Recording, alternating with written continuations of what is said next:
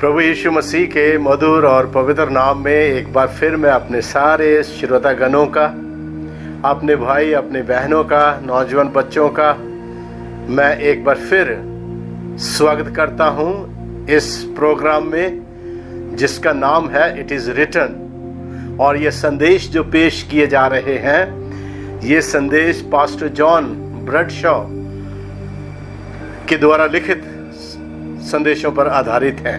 आइए हम इससे पहले कि वचन में जाएं, प्रभु से प्रार्थना करें।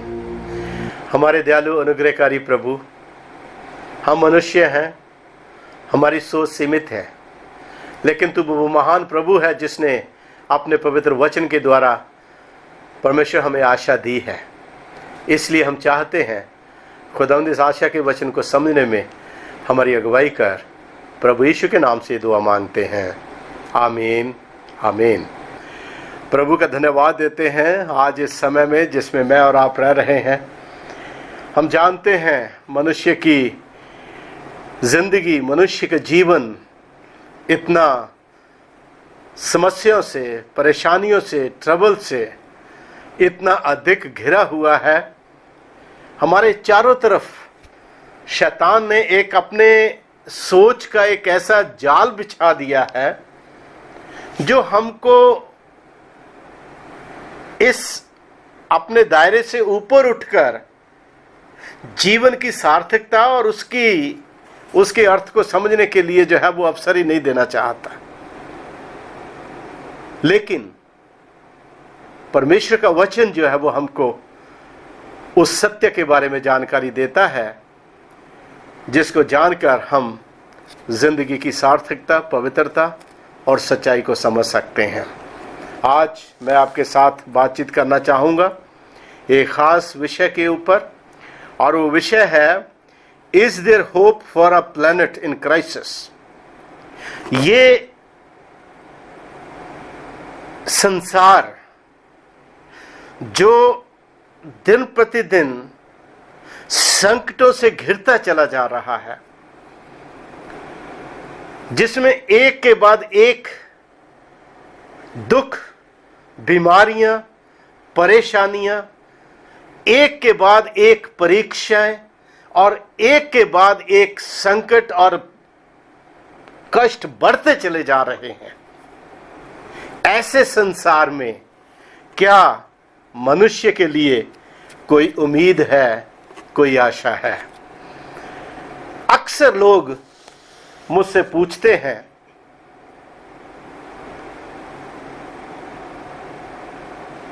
और ये सवाल बड़ा वाजिब सवाल है, बड़ा सही सवाल है, और लोग पूछते हैं मुझसे अक्सर, कहते हैं कि परमेश्वर पाप और संकट को क्यों इस संसार में आने देता है?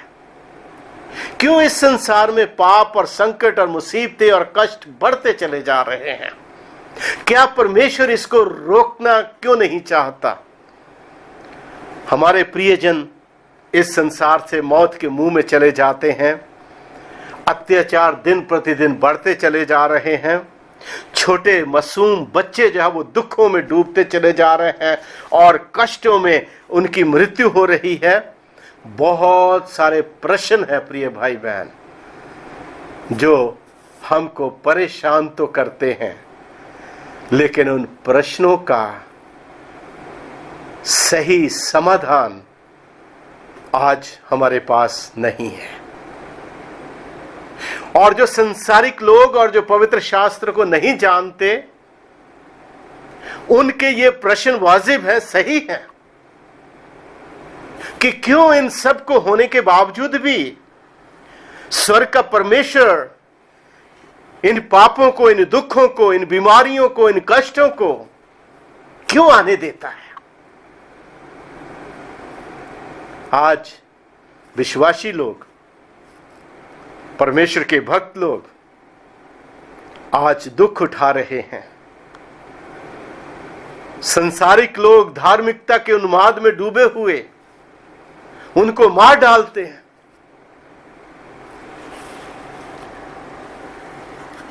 अत्याचार, अपराध दिन प्रतिदिन बढ़ते चले जा रहे हैं। कोई शराबी दारू पिए हुए गाड़ी चला आ रहा है और निर्दोषों को कुचल के चला जाता है। ये सब क्यों? लोग आज बीमारियों से मर रहे हैं। ये सब क्यों? संसार के लोगों के सामने ऐसे बहुत सारे अद्भुत प्रश्न हैं प्रिय भाई बहन, जिनका उत्तर दुनिया में नहीं है। इस संसार के पास इनका समाधान जो वो नहीं है इन प्रश्नों का। ऐसे में हम परमेश्वर के विषय में क्या सोचते हैं? परमेश्वर क्या है? जब इस विचार के ऊपर हम ध्यान देते हैं, तब प्रभु का वचन हमें परमेश्वर के विषय में, उसके चरित्र के विषय में, उसके कार्यशैली के विषय में हमें जो है वो बताता है। परमेश्वर के स्वभाव के बारे में वचन में लिखता है, पहला यूहन्ना 4:8 में, उसमें कहता परमेश्वर प्रेम है। यूहन्ना 3:16 में लिखता है, परमेश्वर ने जगत से ऐसा प्रेम किया कि उसने अपना इकलौता पुत्र दे दिया, ताकि जो कोई उसके ऊपर विश्वास करे वो नाश ना हो परंतु अनंत जीवन पाए। ऐसे बहुत सारे परमेश्वर की वायदे, प्रभु की प्रतिज्ञाएं वचन में पाई जाती हैं। यूहन्ना 16 उसकी 33वें वचन में प्रभु लिखता है, ये बातें मैंने तुमसे इसलिए कही हैं कि तुमको शांति मिले, जगत में तो तुमको कलेश होता है, पर ढांढस बांधो, मैंने जगत को खरीद लिया है। मेरे प्रिय भाई बहन, जब इतनी बड़ी बड़ी प्रतिज्ञाएं प्रभु के वचन में परमेश्वर की ओर से हैं, फिर भी जब हम इस संसार में देखते हैं तो आज भी ये संसार वैसा ही चला जा रहा है, वैसे ही दुख है, वैसी ही परेशानियां हैं, वैसे ही कष्ट आज भी इस संसार में जो है वो पाए जाते हैं।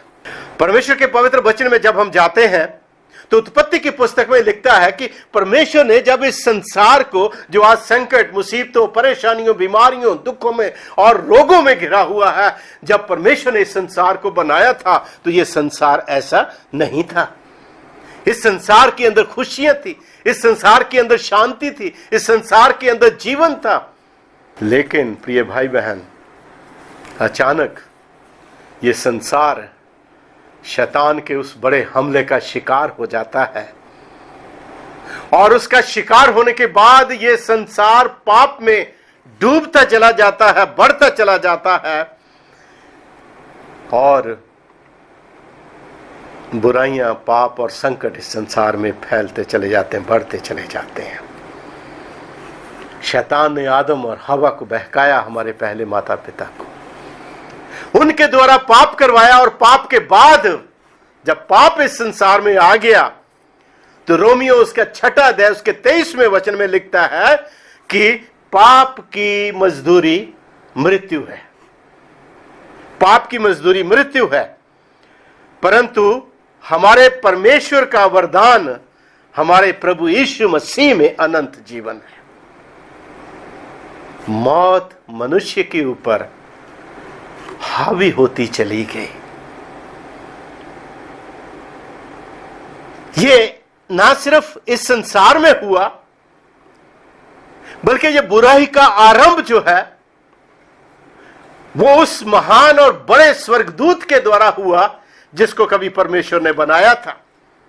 वचन में लिखता है कि आसमान में लड़ाई हुई, मीकाएल और उसके स्वर्गदूत, प्रकाशित वाक्य रेवलेशन उसका 6 बाब उसकी 23 उसकी 7-8 वचन में लिखता है, स्वर्ग में लड़ाई हुई, तब मीकाएल और उसके स्वर्गदूत अजगर से लड़ने को निकले, और अजगर उनके ऊपर विजयी नहीं हो पाया, और उसके लिए फिर स्वर्ग में रहने की जगह ना रही। मेरे प्रिय भाई बहन, ये प्रकाशित वाक्य के वचन हमको बताते हैं कि जहां बुराई है, जहां पाप है, धार्मिकता वहां वास नहीं कर सकती। जिस हृदय में पाप है, जिस हृदय में बुराई है, जिस मन में पाप और समस्याएं और बीमारियां और कष्ट और अपराध पाए जाते हैं, वहां पर परमेश्वर की उपस्थिति किसी भी रूप में नहीं रह सकती है। स्वर्ग में क्यों लड़ाई हुई प्रिय भाई बहन? परमेश्वर ने जब लूसीफर को बनाया था, एक पवित्र स्वर्गदूत बनाया था, और एक ऐसा महान और एक ऐसा बड़ा स्वर्गदूत बनाया था कि उसके अंदर हर तरीके के गुण जो है वो परमेश्वर ने रखे थे। आइए हम देखें पवित्र शास्त्र में क्या लिखता है उसके लिए। यशायाह की किताब उसका 14वां अध्याय उसके 12वें वचन से, प्रभु के वचन में यूं लिखा है इसके लिए, कहता, हे भोर के चमकने वाले तारे, तू कैसे आकाश से गिर पड़ा? तू जो जाति जाति को हरा देता था, तू अब कैसे काटकर भूमि पर गिरा दिया गया है?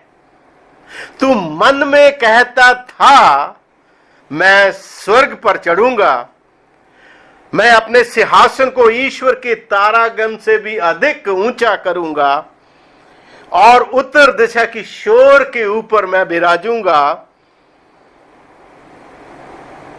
मैं मेघों से भी ऊंचे ऊंचे स्थानों के ऊपर चढ़ूंगा, मैं परम प्रधान के तुल्य हो जाऊंगा। मेरे प्रिय भाई बहन, ये विचार कैसे एक पवित्र स्वर्गदूत, एक सिद्ध स्वर्गदूत के मन में आया, इसके बारे में बताना जो है मनुष्य समझ से बाहर है।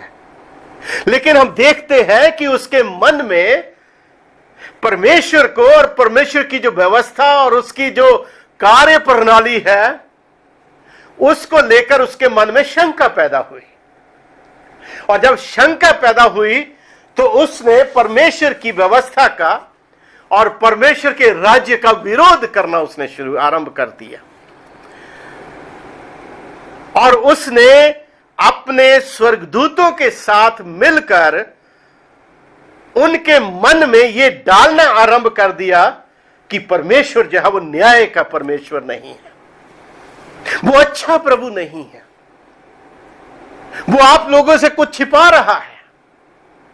जब शैतान बागे अदन में आदम हवा के पास गया, उसने हवा को यही कहकर भरमाया प्रिय भाई बहन, उसने हवा से कहा, क्या परमेश्वर ने इस बाग के किसी भी पेड़ का फल खाने से मना किया है?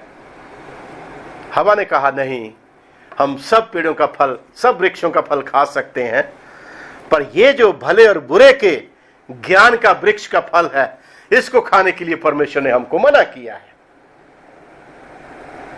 तब शैतान उसके मन में शंका डालता है कि परमेश्वर ने तुमसे ये छुपा के रखा है, क्योंकि मैं तुम्हें बताता हूं कि जिस दिन तुम इस पेड़ का फल खाओगे, उस दिन तुम्हारी आंखें खुल जाएंगी और तुम परमेश्वर के तुल्य हो जाओगे।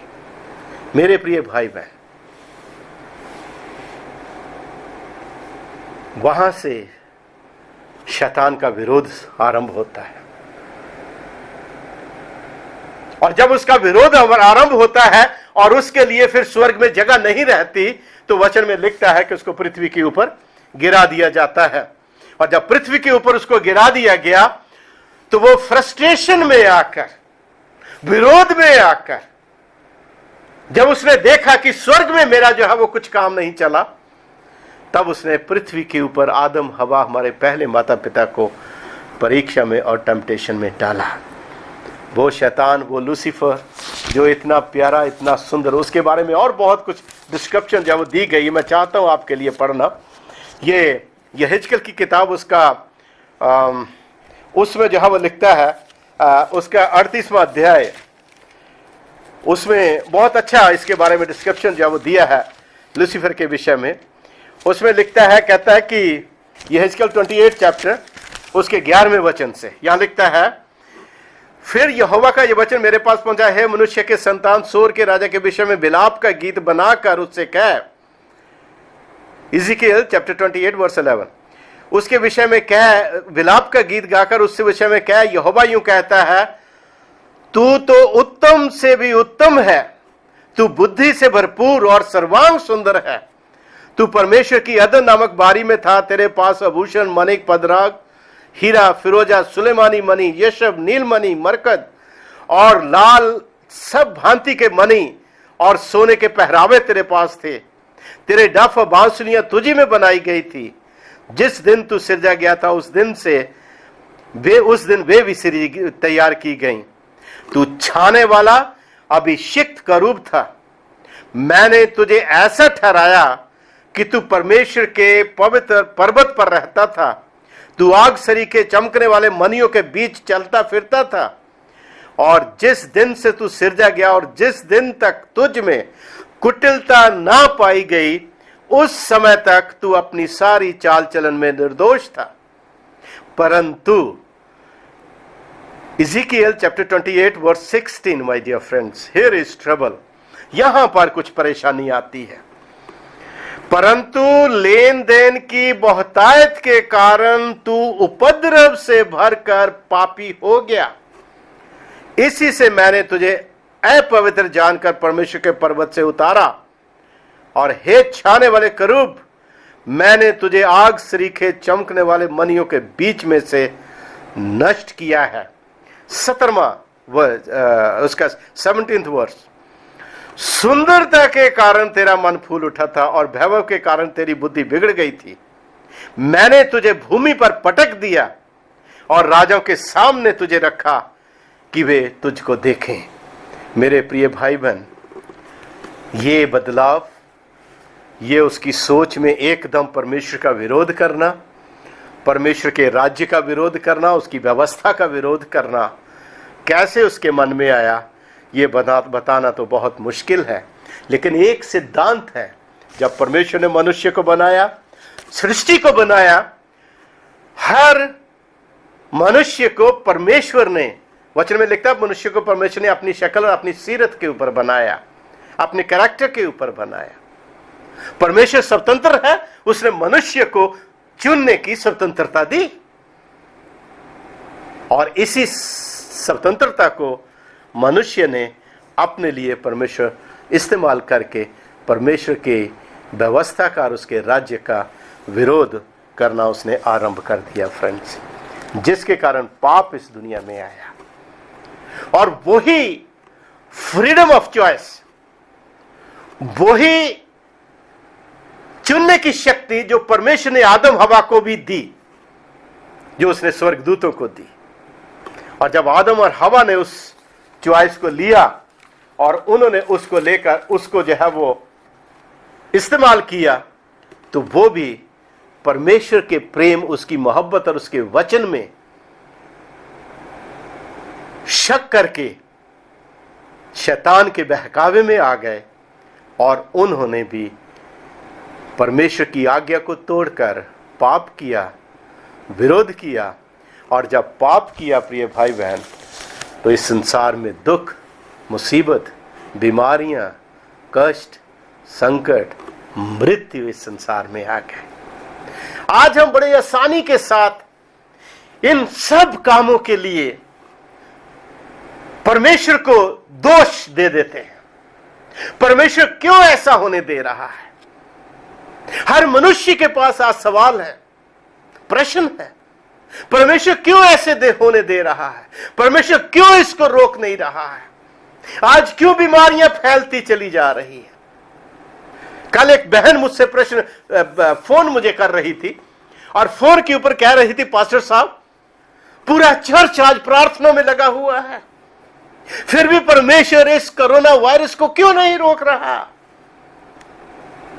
मेरे प्रिय भाई बहन, ये सब समस्याएं, ये सब संकट यदि पवित्र शास्त्र बाइबल के दर्शन में देखें तो हमें पता चलेगा कि इन सब का बनाने वाला स्वर्ग का परमेश्वर नहीं है। ये स्वर्ग के परमेश्वर ने ये सब का, इन सब की रचना स्वर्ग के परमेश्वर ने नहीं की है। उसने जब इस संसार को बनाया था, सुंदर ब्यूटीफुल बनाया था और हर तरीके की सिद्धता उसके अंदर भर दी थी उसने। पर परमेश्वर के उस राज्य को, परमेश्वर की उस योजना को मेरे प्रिय भाई बहन बिगाड़ दिया गया, बर्बाद कर दिया गया इंसान की अपनी फ्रीडम ऑफ चॉइस की वजह से। मैं कई बार सोचता हूं प्रिय भाई बहन, क्या परमेश्वर ने फ्रीडम ऑफ चॉइस देकर उसने बहुत बड़ा रिस्क लिया है? यस, ऑफ कोर्स, उसने बहुत बड़ा रिस्क लिया इस सब काम के लिए, और इस रिस्क को लेते हुए उसने उसका समाधान भी तैयार किया है। आइए हम देखते हैं क्यों ये संकट, ये मुसीबतें, ये परेशानियां इस संसार के ऊपर आ रही है। यशायाह उसका 59 चैप्टर, उसकी 1 और 2 आयत। यशायाह की पुस्तक 59 चैप्टर, उसकी 1 और 2 आयत। Book of Isaiah chapter 59 first and second verse I would read for you. यहां परमेश्वर कहता है, सुनो हे परमेश्वर के लोगों, प्रभु का हाथ इतना छोटा नहीं हो गया कि वो उद्धार ना कर सके, और ना वे ऐसा बहरा हो गया है कि वो सुन ना सके, परंतु तुम्हारे अधर्म के कामों ने तुमको तुम्हारे परमेश्वर से अलग कर दिया है, और तुम्हारे पापों के कारण उसका मुंह तुमसे ऐसा छिपा है कि वो नहीं सुनता। प्रिय भाई बहन, आज हम संकटों के लिए, दुखों के लिए, बीमारियों के लिए, मौत के लिए स्वर्ग के परमेश्वर को दोष तो दे सकते हैं, लेकिन प्रभु कहता है ये इसलिए है क्योंकि हमने अपने आप को परमेश्वर के प्रेम से पाप करने के द्वारा अलग कर दिया है।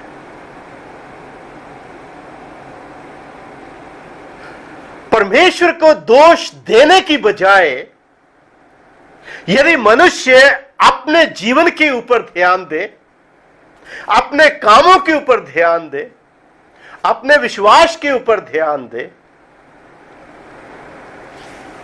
प्रिय भाई बहन, इस समस्या का समाधान आसानी से हो सकता है। खुदावंद का कलाम लिखता है, रोमियो की पत्री उसका 3 अध्याय उसके 23वें वचन में, रोमन्स चैप्टर 3 वर्स 23। यदि आपके पास बाइबल्स हो मेरे साथ निकाल लीजिए, बहुत ही प्यारे वचन है प्रभु के। यहां लिखता है, परमेश्वर कहता है, इसलिए कि सबने पाप किया है माय डियर फ्रेंड्स, और सब परमेश्वर की महिमा से रहित हो गए। जब परमेश्वर की महिमा, और परमेश्वर की महिमा का जब हम अध्ययन करते हैं, विचार करते हैं, तो परमेश्वर की महिमा क्या है? परमेश्वर की महिमा परमेश्वर का चरित्र है, और परमेश्वर का चरित्र जो है वो किसमें पाया जाता है? परमेश्वर का चरित्र कहां प्रकट होता है? वो परमेश्वर की 10 आज्ञाओं में प्रकट होता है, जिनको आज हम भूल चुके हैं। और जब हम परमेश्वर की आज्ञाओं को भूल चुके हैं मेरे प्रिय भाई बहन, तो हम परमेश्वर की महिमा से रहित हो गए हैं, और जिस परमेश्वर की महिमा को हमें अपने जीवन के द्वारा प्रभु की आज्ञाओं को मानते हुए हमें प्रकट करना चाहिए, उससे हम भटक गए हैं, भूल गए हैं। लेकिन प्रिय भाई बहन, परमेश्वर के पास इसका समाधान है। परमेश्वर के पास इसका समाधान है। रोमियो की पत्री उसका 5 बाब उसकी 8 आयत में लिखता है कि जब हम पापों में डूबे हुए थे, उसी समय परमेश्वर प्रभु यीशु मसीह मनुष्य बनकर इस संसार में आया, और हमारे लिए उसने अपने प्राण क्रूस के ऊपर दिए।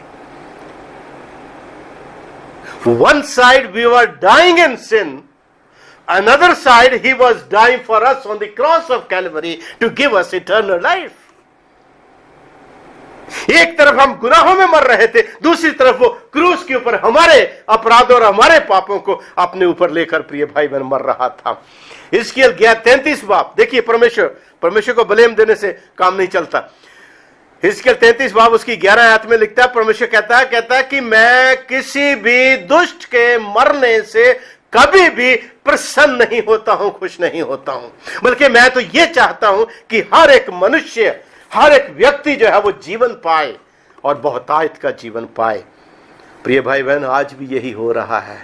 मनुष्य परमेश्वर को भूल चुका है, मनुष्य परमेश्वर के उन सिद्धांतों को भूल चुका है, मनुष्य परमेश्वर के वचन की उन बातों को भूल चुका है जो पवित्र शास्त्र में दी गई है। इसलिए यूहन्ना 3:16 में परमेश्वर हमसे प्रतिज्ञा करता है, वो कहता है कि हे परमेश्वर ने जगत से ऐसा प्रेम किया कि अपना इकलौता पुत्र दे दिया, ताकि जो कोई उसके ऊपर विश्वास करे वो नाश ना हो परंतु अनंत जीवन पाए। प्रिय भाई बहन, स्वतंत्रता का गलत इस्तेमाल ना करें, बल्कि इस स्वतंत्रता को प्रभु को समर्पित कर दें, ताकि प्रभु की आत्मा हमारे जीवन में काम करके हमको उसके राज्य में ढालती चली जाए। परमेश्वर मनुष्य को स्वतंत्रता देता है, लेकिन हमें उसको अपनाने की जरूरत है। आइए प्रभु से प्रार्थना करें। हमारे दयालु अनुग्रहकारी प्रभु, हम तेरा धन्यवाद देते हैं इस वचन के लिए जो पेश किया गया। इसके ऊपर अपनी आशीष दे, सुनने वालों पर तेरी करुणा, तेरी दया होने पाए। प्रभु यीशु के नाम से ये विनती मांगते हैं, आमीन। मैं पास्टर PM लाल एक बार फिर आपका धन्यवाद करते हुए, आपका स्वागत करते हुए बताना चाहता हूं कि आप इन वचनों में बने रहिए और इनको सुनिए, अपने मित्रों के साथ बांटिए, ताकि लोग पापों से फिरें, लोग अपनी बुराइयों को छोड़ें, पापों से पश्चाताप करें और खुदावंद यीशु मसीह के पास आ सकें, ताकि वो उस महान जीवन के अधिकारी हो सकें जिसको देने के लिए हमारा प्यारा प्रभु स्वयं क्रूस की मृत्यु मरा और गाड़ा गया और तीसरे दिन जी उठा। Thank you.